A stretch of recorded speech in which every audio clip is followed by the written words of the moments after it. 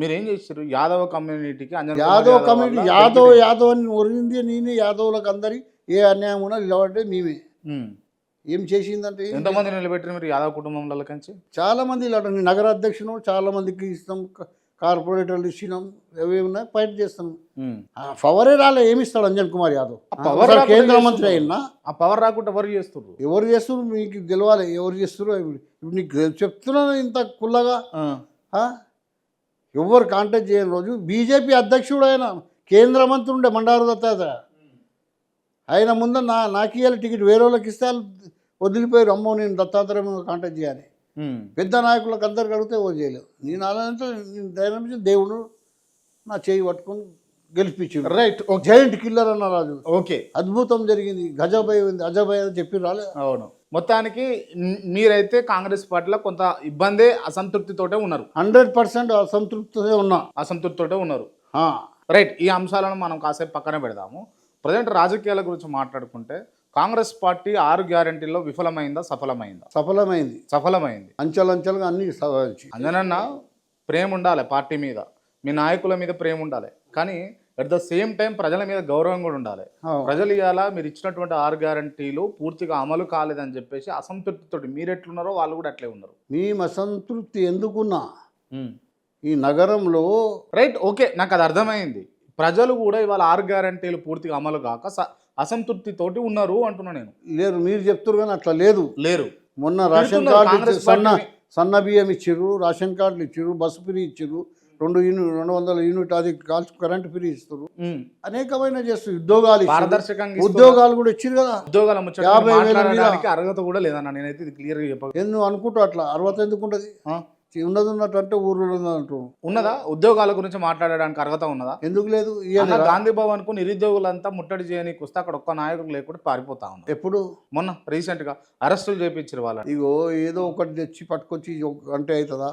50,000 ఉద్యోగాలు ఇచ్చిన రాగా సంతకం ఎల్బీ ఇచ్చాడు, చూడలే మీరు? 50,000 ఉద్యోగాలు ఇయ్యలేదా? పాత గవర్నమెంట్ ఉద్యోగాలకు మీరు పత్రాలు పంచిరే తప్పించి మీరు ఉద్యోగాలు పాత గవర్నమెంట్ ఎందుకు పంచలే? మరి పత్రాలు ఎందుకు పంచలే? వాళ్ళ టర్మ్ అయిపోయింది, అధికారంలో రాగానే ఇచ్చినాం కదా. అన్న మంది పుట్టిన పిల్ల మా పిల్ల అంటే ఎట్లా చెప్పండి? అట్లా మంది పుట్టలే, అది పుట్టలే, డెలివరీ కాలే, ఏం కాలే, పుట్టిందని ఎట్లా అంటాను?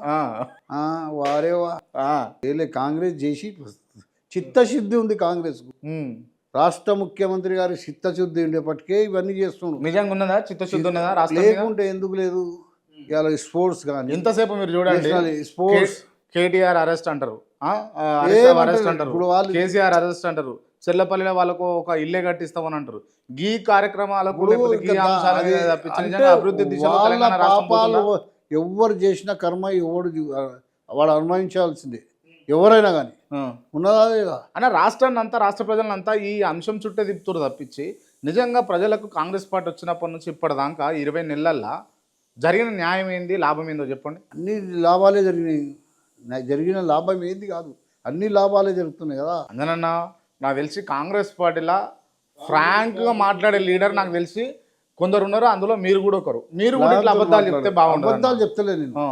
మీరు చూడండి, ఈరోజు అందరూ కూడా నిష్పక్షపాతంగా నిస్వార్థంతో మంత్రులందరూ ప్రజలలోకి వెళ్ళి పనిచేస్తురా లేదా? ప్రజలు చేస్తారా? చూసా 20 నెలలు కావస్తుందంట. చూసా అయిపోయింది. అయినా కానీ చేస్తున్నారు, అన్నీ ఒక్కొక్కటి అన్నీ చేసుకుంటారు. కానీ కమిషన్ల కోసం, పర్సంటేజ్ల కోసం రోజుకు ఎన్ని మూటలు వస్తున్నాయి మన ఇళ్లకు అని లెక్క పెట్టడంలో బిజీ ఉన్నారు మంత్రులందరూ అని అన్నది బయట చర్చ నడుస్తూ ఉంది. ఆ రోజు దేవతలను వదిలే శ్రీరామ భగవంతునికి కూడా ఏదో కపరింత పెట్టారు. ఎంత నీతి నిజాయితీ ఉన్నా ఏదో చెప్తారు. మంత్రులు అందరూ నోట్లు లెక్క పెడితే ఎవరు చేసిన అన్యాయం వాళ్ళు భుగార్చవలసిందే. దేరాయ మగర్ అందేరినాయి, దేరాయ మగర్ దురుస్తాయి. ఎవరు చేసిన కర్మ వాడు గురవలసి వస్తుంది. చిత్తశుద్ధ ప్రజాసేవ చేస్తున్నారు. చేయన్నాడు రేపు మళ్ళీ ఎలక్షన్కి పోవాలన్నా లేదా? మనం చేస్తే ప్రజలు ఇవాళ అవేర్నెస్ వచ్చిందా లేదా మీ టీవీల ద్వారా? అవేర్నెస్ వచ్చింది. ఏమని వచ్చిందంటే ఊగనంటే ఇస్తాం కదరా కాంగ్రెస్ పార్టీ కోటు అని తలబట్టుకుంటారు గ్రామాలల్లో. అది ఎప్పుడు తెలుస్తుంది? దాని తర్వాత మళ్ళీ ఎలక్షన్ రాలే కదా.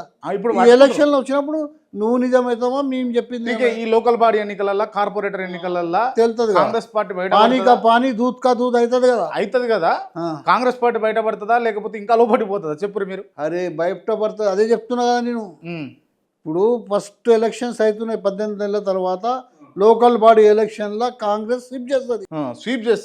మళ్ళా 42% మాట మీద ఉంటారా మీరు? 100% ఉంటాం అన్న. నేను మళ్ళీ అడుగుతున్నా స్పష్టంగా, ఈ మాట మీద మీరు ఉంటారా? 200 ఉంటాం. ఎందుకున్నాము? ఒకవేళ కాంగ్రెస్ పార్టీ స్వీప్ చేయలేకపోయింది,